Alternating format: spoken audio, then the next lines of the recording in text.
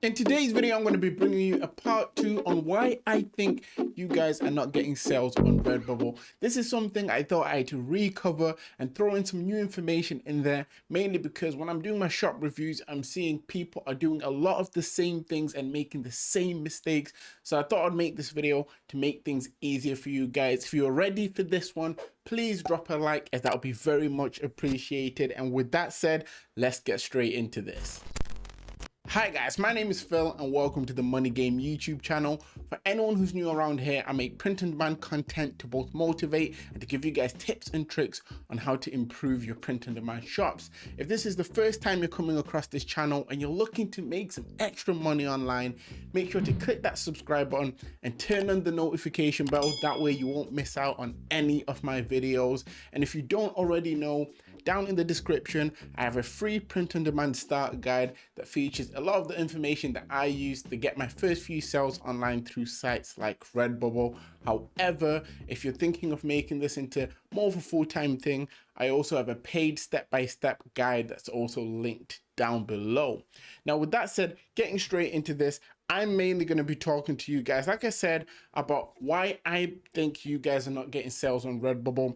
A lot of people are doing most of the same things and making a lot of the same mistakes. So hopefully in this video, we can clear a few of those things up and I can help you guys to start to make more sales. Now, jumping straight into this, one thing that I'm noticing is that a lot of people aren't making more of what's working. So on the screen, I've thrown a quick example for you guys just to show you a quick design that I made that said vintage 1969. Now, let's say, for example, if this was something that was performing well on my shop and if it was getting a lot of favorites, let's say I've made, the black t-shirt with the white text, I'll then make two more versions. So, black font on a white shirt and then green font on a black shirt, and I'll put more designs out there that are linked to the design that's doing well. Now, this is a method that I've noticed that has done well for me in the past and that's still doing well for me. Whenever I see a design that does well, I now either do a different style or do other variations, but this is how I started, something that's very, very effective.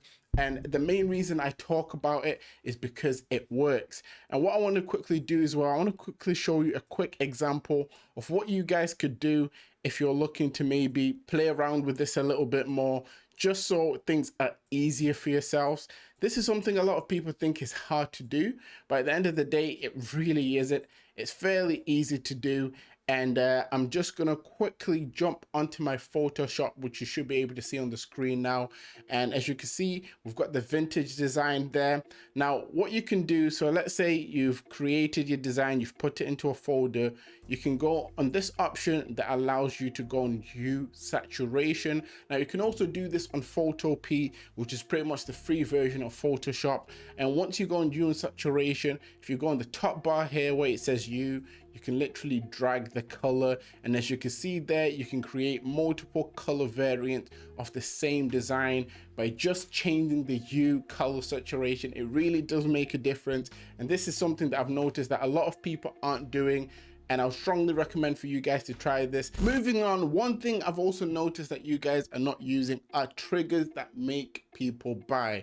Now, one of the first main triggers is creating a design that people can either relate to or that make people feel a certain type of way. Usually it makes people feel as in they're part of a community, and it makes people obviously feel in a certain type of way. And you can do this through creating funny t-shirts. You can do this by picking a certain niche. For example, let's say if you pick the astrology niche, people that are into astrology will want to wear those kind of shirts when they're around people that are into the same thing.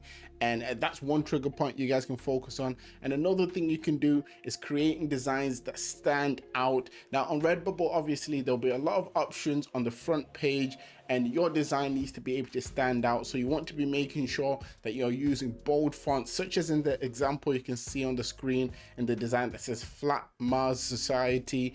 If someone was obviously interested in something like this and they go on Redbubble, go on t-shirts, and they saw that, they're most likely to buy in comparison to if this was a design on small text, if that makes sense. If you want more information on triggers and things that make people buy, I actually made a full video going through that, so I'll make sure that's linked down in the description so you guys can actually go out there and check that out.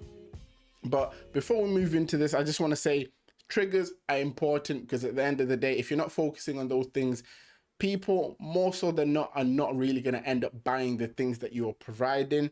And next up, we have not sub niching. Now, a lot of you aren't actually sub niching, and sub niching now is more important than ever, mainly because of the Redbubble spam tag thing that's going on. Now, with the spam tags, it's mainly affecting the trends and things that are trending. Usually I recommend people to focus on trends, even though trends still somewhat work. If you're looking to kind of split your time evenly between different things that will work, sub niching is another thing that will definitely help you guys, mainly because you can look into some of the bigger niches and find smaller niches within them. And if you perform in those smaller niches, you then get put into the bigger niches. For example, the nurse niche is very, very popular on Redbubble. But if you sub niche, let's say, and go into oncology nurse, like you can see on the screen, you drop to 957 results. Now, if you create a design and you put it into this niche and then it performs well, you then get ranked even further up in the nurse niche, which could potentially lead to recurring sales and even customers that keep coming back to your shop, mainly because the nurse niche is very popular. One thing that you guys also need to be making sure when you're doing this is that you're double checking that the niche that you're in does actually get traction. And for the most part, you can usually do that by checking to see if there's a lot of tabs up there that allow you to sub niche. If there are, it usually means that there's a lot of traction in that niche, and people usually do a lot of searching for things in related to that niche. Another thing you need to be doing alongside this is making sure that you are creating keyword rich titles. Doesn't matter what design you put up, if you do not use keyword rich titles and also use the keyword in your description, as well as take the same keywords and put them in your tags, you're most likely not going to get ranked up anyways. I mean, even if you're not ranking well on Redbubble, if you're using keyword rich titles, description, tags, you also show up on the Google search engine. A lot of people don't actually know that that's a thing, but it is. I mean, if I was to quickly go on Google for you guys right now, just to show you a quick example, you see that the power of Redbubble is crazy, especially if you're creating t-shirts. So I'm just going to put nurse t-shirt. You can't see it at the moment, but I'm going to share my screen and you should be able to see it very soon. So yeah, I've typed in nurse t-shirt. So if I show you guys my screen here, so at the top, obviously, there's all these other different websites, but as we go through, see Etsy there, Amazon, Spreadshirt, Zazzle, TeePublic, then Redbubble. So if you can somewhat get a design with good keywords, good tags, you could potentially end up under the shopping section here. You could end up potentially getting sales from this as well. It's just another little extra thing people don't really look into, but it's just another way you guys can actually get sales that a lot of people don't realize is available to you. And then to finish us off, a lot of people are not activating all of the products. Now, this is something that I've seen is pretty much a big problem. I thought by now a lot of people will be activating everything. I noticed that a lot of people that watch these videos over time are starting to do that, but whenever I do my shop reviews, I'm always coming across at least 20 to 30% of the shops in the reviews not activating everything. And one thing you guys need to understand when it comes to that is Redbubble are adding new products every now and again, so it's always good to double check to make sure that the new products that they're adding, you are activating them, because if you don't activate them, you will end up in a situation where you obviously don't have a lot of the products activated, and this kind of hinders your chance of getting more sales. And yeah, I just wanted to kind of mention it in this video so you guys are aware of that. And just to quickly show you an example of how to activate everything, so I've just jumped onto a design that I made earlier on. So it's the design that I showed you, the vintage 1969 design. Now as you go through, you can see, obviously, if you see anything grayed out like that, you just want to make sure that it is enabled, and a lot of things towards the bottom here will be disabled, and you usually just need to click into them to select the color. When it comes to things like leggings, what I would recommend for you guys to do is to go on the pattern option and then go on offset grid and then just use that, mainly because on things like leggings as well as socks, it tends to look better. I don't know why with these products, when you select a color for the other product, it doesn't actually translate onto these few products. But what I usually do, I just go in on those products, just select the color, and then I go on the offset grid pattern, and then that way, you know, the designs look fairly okay. Before I get off the screen, I just want to show you obviously how to activate kids clothing as well. Kids clothing is still something that I've noticed a lot of people don't know how to activate. I made a full video on it, but I'll quickly show you just what you guys can do to make sure it's activated. So if you go on edit on standard print clothing, like I just did here, you will see two options. So they're both grayed out. This is the top one, this is the second one. So when I click into that, you can see already kids clothing is not ticked, kids pullover hoodie is not ticked, and toddler pullover hoodie is not ticked. So once those are ticked, kids clothing is now selected.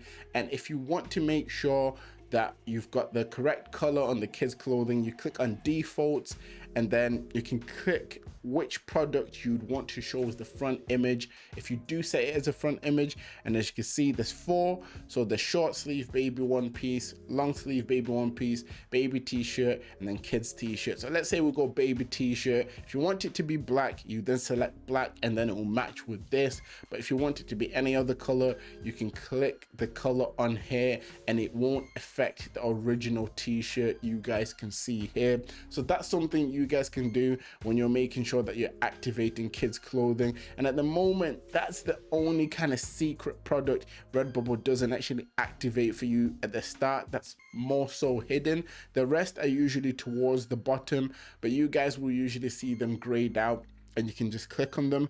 And another thing, when it comes to water bottles and things like this, if you're uploading a white design, I usually say to just make a second version where you put an outline on that design. That way it will still appear on the white water bottle. And then on the cotton tote bags, if you can create a black design or black version of this design, you can just upload it there instead. And yeah guys, there are a few things I just wanted to quickly talk to you about in regards of why I personally think you guys are not getting any sales. So yes, try to implement some of the things I spoke about in this video. If you're not already activating all of your products, make sure you're activating everything, double checking kids clothing to make sure that the correct colors are set on it and everything is good with that. But yes, that's pretty much it for this video. I hope you enjoyed it. If you made it this far into the video, please just comment down below. I will be successful. Truly, I think all of you guys can be successful. And at the end of the day,